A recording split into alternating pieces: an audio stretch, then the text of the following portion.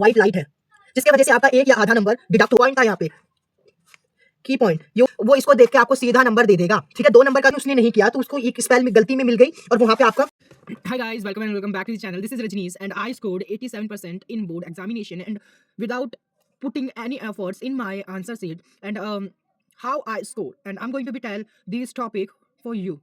So let's get started without wasting any time. So let's first topic is how to fill like first page, क्योंकि जब हमारा पहला मतलब first हमारा कोई भी एग्जाम होता है, स्पेशली जब हम पहली बार बोर्ड का पेपर दे रहे हैं तो उसका स्ट्रेस नेक्स्ट लेवल होता है। तो अगर आपको पहले से ही मेंटली प्रिपेयर्ड रहोगे कि हाँ मेरे को ऐसा वो भरना होगा पूरा पेपर, तो आपको कोई भी स्ट्रेस नहीं होगा। इसीलिए मैंने मंगाए थे एडू कार्ड के ये पेपर। अपने टाइम में एडू कार्ड के ये हाइब्रिड पेपर जिससे हमें पता चलता है कि हमें कैसे अपने आंसर शीट को फर्स्ट पेज भरना है। सो लेट्स गेट स्टार्टेड कि मैं बताने वाला हूँ कैसे कैसे भरना है।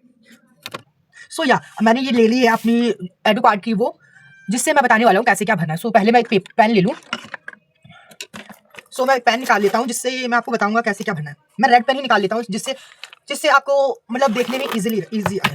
सो सबसे पहले आपको अपना भरना पड़ेगा कि आपके एग्जामिनेशन है तो है कौन सा, साइंस। जैसे मेरा आज साइंस एग्जामिनेशन है तो मैं यहाँ पे साइंस लिख दूंगा, दैट्स इट। तो यहाँ पे मैंने साइंस लिख दिया एंड उसके बाद हम लिखेंगे उस कोड नंबर याद कर लेना गाइज। अगर याद नहीं हो रहा है डोंट वरी कि हमारे जो वो बोर्ड में कि जो हमें होल टिकट मिलता है जिसमें हमारी पर्सनल इन्फॉर्मेशन सारी होती है, तो उसमें हर सब्जेक्ट के आगे कोड लिखा होता है। अगर याद नहीं है तो गलती मत करना, पर उसमें से देख लेना, ये नहीं कि मुझे याद है तो मैं लिख ले। प्लीज एक बार चेक कर लेना कि उसमें वो लिखा है कि नहीं। हम यहाँ पे लिख देंगे अपना कोड नंबर, डेट डालेंगे, स्टैंडर्ड फॉर्म में डालेंगे डेट, कोई भी हमें शॉर्टकट नहीं डालना है, इसके लिए हमें टाइम मिलता है 15 मिनट। तो चलो अब फिर बताएंगे, फिर हमें ये करना है कि हम जो पेपर लिख रहे हैं किस मीडियम में लिखेंगे, मतलब इंग्लिश में लिखेंगे या हिंदी में लिखेंगे। तो हम हिंदी में लिखेंगे और उसका सेट नंबर को भी हम अंडरलाइन मतलब जैसे अगर आपके पास सेट नंबर 2 आया है सो हम यहाँ पे सेट नंबर 2 पे सेटल कर देंगे। I hope you are getting all the point what I am telling you. And फिर हम करेंगे कि अगर सप्लीमेंट ले रहे हैं मतलब एक्स्ट्रा सीट ले रहे हैं, वैसे एक्स्ट्रा सीट लेने की जरूरत नहीं पड़ती है, बहुत से पेजेस होते हैं इसमें, हम इसको भरना इजी नहीं होता है इतना। अगर सप्लीमेंट ले रहे हैं तो हम यहाँ पे सप्लीमेंट जो हमने ली एक्स्ट्रा कॉपी उसमें लिख देंगे कि 1 ली है या 2 ली, वट एवर हम ले रहे हैं हम यहाँ पे फिल करते जाएंगे। ठीक है, फिर उसके बाद वही तुम जैसे कोई डिसेबल पर्सन होता है उसके लिए, अगर आप डिसेबल हो तो हम लिखेंगे एस यस, और अगर नहीं है तो नो नील लिख देंगे एज इट इज बस। और फिर हम वहाँ पे सब करते रहेंगे ऐसे ही। एंड अगर आप डिसेबल हो तो आपको वो लिखने के लिए कोई प्रोवाइड किया गया है कि नहीं, तो बस वही सब हमें यहाँ पे भरना होगा। और अगर आप नहीं समझ पा रहे हो तो मैं इसकी एक अलग से मतलब एक इसकी फोटो खींच के साइड में लगा दूंगा, आप उसमें देखते जाना। और फिर आता है मेन चीज, अपनी नेमिंग ढंग से करना। जैसे यहाँ पे मेरा नाम रजनीश है तो मैंने अपना नाम लिखा रजनीश। फिर उसके नीचे अच्छे से हम सर्कल फिल करेंगे। सर्कल अच्छे से फिल करने के बाद ये हमारा पूरा हो गया। फिर हम यहाँ पे दोबारा से सब्जेक्ट लिखेंगे। सब्जेक्ट हमारा साइंस है, हमने साइंस लिख दिया। और जो आपका स्कूल कोड होगा यहाँ पे स्कूल कोड आएगा, एज यू कैन सी यहाँ पे स्कूल कोड आएगा। एंड यहाँ पे अपने पापा का नाम आएगा, यहाँ पे फिर से सिग्नेचर आएगा, आपका सिग्नेचर। यहाँ पे कोई भी फैंसी सिग्नेचर मत मार के आ जाना कि ये मेरा सिग्नेचर, नो, आपको इजीली अपना नाम बस लिख देना रजनीश, ओनली दैट्स इट। कोई भी ये नहीं फारसी में कोई भी ऐसे करके कोई भी साइन मार के आगे नहीं, आपको यहीं से प्रेजेंट करना आना चाहिए कि हाँ ये मेरी कॉपी है, देखने में एकदम सुंदर। ठीक है, फिर हम अपना यहाँ पे हम अपना रोल नंबर डालेंगे जो कि आपका एडमिट कार्ड में लिखा हुआ होगा। एंड फिर हम यहाँ पे लिखेंगे बोर्ड नंबर जो होता है, सेंटर नंबर, वहाँ पे लिखेंगे एंड दैट्स इट। अब आते हैं, हम बढ़ते हैं आगे। मैंने बताया है आपको वो सारी चीजें समझ आई होंगी और आप अपनी आंसर शीट वैसे ही लिखेंगे जैसे मैंने आपको बताया है। I hope so. एंड ये जो अगर आपको नहीं समझ आया कैसे क्या भरना है, मैं यहाँ पे दोबारा से फोटो लगा दूंगा और यू कैन इजिली अंडरस्टैंड। देखो ऐसे कुछ भरना है। ठीक है, चलो अब आगे बढ़ते हैं। Now the second point will be MCQ. बच्चे ऐसे लिखते हैं कि हाँ बस ऐसे। चलो मैं बताता हूँ कैसे बच्चे लिख के आते हैं, और आपको वो गलती बिल्कुल भी नहीं करनी है। कान खोल के सुन लो, सीरियसली कान खोल के सुन लो, वो गलती आपको बिल्कुल भी नहीं करनी है। सो द नेक्स्ट पॉइंट था हमारा एमसीक्यू, जो आपको कैसे प्रेजेंट करना है। सो बच्चे ऐसे करते हैं कि 1 का, एज यू कैन सी, जैसे 1 क्वेश्चन है तो उन्होंने क्वेश्चन डाला 1 एंड उसके आगे बस उसका ऑप्शन डाल दिया, ऑप्शन ए। आपको ये नहीं करना है, आपको इसके आगे सब वो भी लिखना है क्या ऑप्शन था। फॉर एग्जाम्पल कुछ भी हम मान ले रहे हैं, इसमें से देख लेते हैं, हमारे पास क्वेश्चन पेपर है। जैसे कि 1 में कोई भी हम मान ले रहे हैं 36, अगर इसका ऑप्शन था 36 मिनट, तो आपको ये भी डालना है। ठीक है, आपको ये भी डालना है, वरना देखो उनके पास एक आंसर्स लिखे होते हैं, उनमें ये नहीं लिखा होता ए का ऑप्शन भी लिखा होता है, तो बस वो ऑप्शन पढ़ते हैं और टिक मारते हुए जाते हैं, तो उनके लिए ये इजी हो जाता है चेक करना और उनके पास कोई भी स्ट्रेस नहीं होगा। अगर आप ऐसे लिखोगे तो बस वो टिक मारते हुए चले जाएंगे। और अगर आपने ए बी सी डी लिखा है, वो देखेंगे पहले यहाँ पे क्या लिखा है, बी लिखा है, ए लिखा है, तो उनका मतलब चेकिंग करने का तरीका बदल जाता है और वो किलस भी सकते हैं। सो बी माइंड विद दैट। अब now now the next point is कि आपको अगर कहीं पे गलती हो जाती है तो बच्चे क्या करते हैं, वो आपको उसके साथ कैसे डील करना। जैसे आप लिख रहे हो और वहां पे आपसे कुछ बाय मिस्टेक या बहुत सी मिस्टेक्स हो जाती हैं, तो आपको उसके साथ डील क्या क्या कैसे कर सकते हैं। पहली बात, ये जो लिया आपने वाइटनर, ये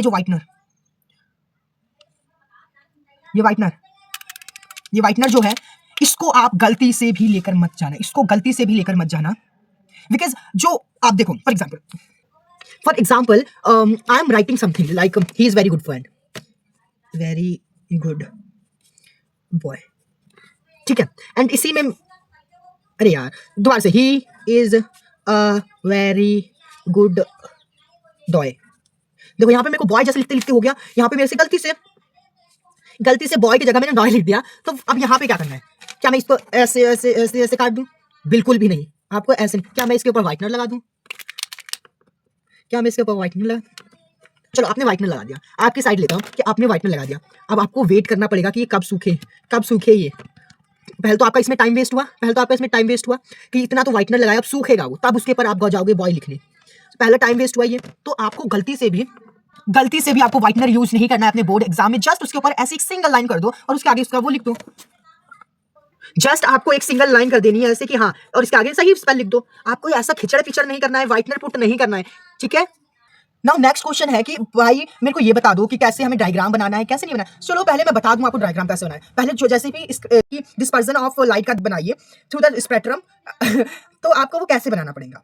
तो सबसे पहले आप पेंसिल का इस्तेमाल करना, बिल्कुल भी पेन का इस्तेमाल मत करना, आपको पेंसिल ले जाना मैंडेटरी है, ठीक है। तो और अच्छे से लेबल करना है। और अभी मैं आपको दिखाता हूँ कैसे क्या गलती करते हैं बच्चे। सो देखो यहाँ पे क्वेश्चन था कि आप डिस्पर्जन ऑफ लाइट दिखाइए। तो चलो देखो यहाँ पे बच्चे ने ये भी सही बनाया, इसके नंबर मिल जाएंगे। ये भी सही बनाया है, ये भी, उसको नंबर मिल जाए। पर यहाँ पे बच्चे गलती कर देते हैं। यहाँ पे क्या आई है डंडी, क्या मैं उस टाइम से कॉपी चेक करता है, उसको ये समझा करो कि उसे कुछ नहीं आता। आप उससे ज्यादा होशियार हो, वो होशियार नहीं है, वो गधा है जो भी चेक कर रहा है, वो बच्चा है छोटा सा, उसको कुछ नहीं आता। आप ऐसा उसको इमेजिन करो। और आपको यहाँ पर भी बताना पड़ेगा ये व्हाइट लाइट है जिसके वजह से आपका एक या आधा नंबर डिडक्ट हो सकता है। सो ये सोच कर चलना, ठीक है। देखो यहाँ पे अच्छे से किया है। और यहाँ पे सबसे बड़ी मिस्टेक, पेंसिल का इस्तेमाल नहीं किया, इसमें पेन का यूज किया है। वाई, क्या तुम्हारे पास पेन नहीं था? अरे नेक्स्ट सेकंड क्वेश्चन भी यही है कि देखो डायग्राम बनाओ कि ये कैसे करेक्ट करेंगे हाइपरमाइट्रोपिया या, ठीक है, प्रेस मायोपिया का आया है इसमें, प्रेस मायोपिया का, कि आप इसको बताओ कैसे हम आंखों को ठीक कर सकते हैं। अगर कोई प्रेस मायोपिया का पीपल है तो कैसे करेंगे। तो उसने देखो आई बनाई, यहाँ पे क्या है, ये क्या है, यहाँ पे तुम्हें लेबल करना पड़ेगा ना, ये आई है और ये क्या, चलो इसने यहाँ पे क्या, ठीक है, चलो लेंस भी इसने सही बताया, कॉनकेव एंड कॉन्वेक्स दोनों लगते हैं। यहाँ पे रेटिना कहाँ है वगैरह वगैरह, आपको पूरे अच्छे से करना पड़ेगा, ठीक है। यहाँ से भी इसका आधा या एक नंबर डिडक्ट होने की पूरी चांसेस है। चलो हम चलते हैं क्वेश्चन आंसर्स पे कि कैसे आपको क्वेश्चन आंसर प्रेजेंट करने हैं। अब है क्वेश्चन आंसर्स को कैसे प्रेजेंट करना है। सो फर्स्ट क्वेश्चन था हमारे पास कि कौन सा एसिड रिलीज करती, कौन सा हार्मोन रिलीज करती है जिसकी वजह से जो ब्लड शुगर है वो कम हो जाता है, और कौन सी अगर ज्यादा हो जाए तो कौन सी बीमारी हो जाती है। सो देखो इस बच्चे ने लिखा है insulin helps to reduce the blood sugar level in the body and the disease cause diabetes, ठीक है। देखो ये पूरा आंसर इसका सही है। और इसने देखो एकदम बराबर से इसने अंडरलाइन भी किया है कि reduce the blood sugar level in the body, reduce blood sugar, ये पूरा की पॉइंट था यहाँ पे, की पॉइंट। ये उसकी चेकर की जो भी आपको चेक कर रहा होगा उसके में यही सिर्फ लिखा होगा रिड्यूस द ब्लड शुगर, वो इसको देख के आपको सीधा नंबर दे देगा, ठीक है। 2 नंबर का तो यहाँ पे 1 मिल जाएगा, उसको और कुछ नहीं पड़ेगा। और सेकंड क्वेश्चन था कौन सी डायबिटीज कॉज होती है, कौन सी प्रॉब्लम कॉज होती है, तो उसने सीधा लिख दिया डिसीज कॉज डायबिटीज, बस इसको पढ़ के वो दे देगा और यहाँ पे सीधा 2 नंबर तुम्हें मिल जाएंगे। अगर अंडरलाइन नहीं करते, देखो नीचे वाला इसी बच्चे ने एग्जाम्पल लिया मैंने, इसी बच्चे ने देखो चेक कोई भी अंडर, तो ठीक है, when the blood sugar rise the cell detect it and this signal transfer to the pancreas and then this gland release hormone insulin that creates amount that contain amount of hormone and it neutral it। जैसे कि इसमें देखो उसको पूरा para पढ़ना पड़ा, पूरा का पूरा पैरा पढ़ना पड़ा। यहाँ पे जैसे कि कोई स्पेल भी मिस्टेक हो सकती है, जैसे इसमें तो नहीं है, हाँ देखो जैसे सिग्नल इसने क्या लिखा है, ये सिग्नल की स्पेलिंग है SIGNAT, सिग्नेट, नो। अब देखो यहीं पे अंडरलाइन उसने नहीं किया तो उसको एक स्पेल में गलती में मिल गई और वहां पे आपका उसने ऐसे करके 0.5 डिटेक्ट कर दिया, 0.5 गया, 1 नंबर जा सकते हैं। अगर वही चीज अगर ये ऐसे अंडरलाइन करता डिटेक्टेड, बस उसका पहले फोकस जाता वहां पे cell detected and it neutral it, बस आपको 2 नंबर इसमें मिल जाते। तो अंडरलाइन प्लीज करना अगर हो सके। नाउ मैं अगेन फिर से बोल रहा हूँ, अंडरलाइन प्लीज करना, अगर हो सके तो अंडरलाइन करना बिल्कुल भी मत छोड़ना, क्योंकि अंडरलाइन जहां पे अंडरलाइन हो जाएगा सबसे पहले चेकर देखेगा हाँ इसने ये अंडरलाइन किया है, और अंडरलाइन के कुछ तो इंपॉर्टेंट होगा, उसने वो पढ़ा और उसने अपनी उस चेक वाली उससे चेकिंग सीट पे मैच किया क्या ये की पॉइंट है, की पॉइंट है, चेक। बस सीधा सीधा आपको एक नंबर, जितना भी नंबर होगा आपको सीधा सीधा मिल जाएगा। So don't forget to underline the words which important, which create a good impression. ठीक है, पहला। अब चलें देखें दूसरा क्या गलती होती है बच्चों से।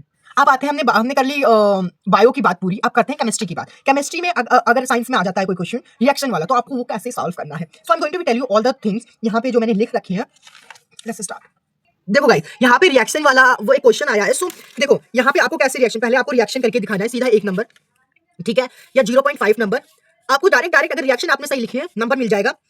और जो इसमें था देखो सारी रिएक्शन लिखी है और इसके मतलब भी लिख दिया कि रिडक्ट कहाँ से हो रहा है, डिडक्ट कहाँ से हो रहा है, सीधा सीधा आपको नंबर मिल जाएंगे। That's it. आपको रिएक्शन लिखना मस्ट है, आप रिएक्शन लिखना मत भूलना, डायरेक्ट आंसर मत लिख देना, रिएक्शन के नंबर कट सकते हैं। सो यस गाइस, तो आपको रिएक्शन भी लिखनी है। Don't forget to write the reaction in chemistry specially, कि हाँ कि इसका आंसर जैसे क्वेश्चन आया कौन सा डिडक्ट, कौन सा ऑक्सीडाइज हो रहा है, कौन सा रिड्यूस हो रहा है, तो आपको रिएक्शन प्रॉपर लिख के दिखानी है कि हाँ इसमें से ये जो है ये डिडक्ट हो रहा है, ये रिड्यूस हो रहा है, दोनों ठीक है, ये ऑक्सीडाइज हो रहा है, ये रिडक्शन हो रहा है। इसका रिएक्शन लिखना बिल्कुल मत भूलना, वरना अगर कोई ऐसा चक्कर मिल गया ना वो सीधा नंबर काट देगा, किलसा हुआ किला जाएगा।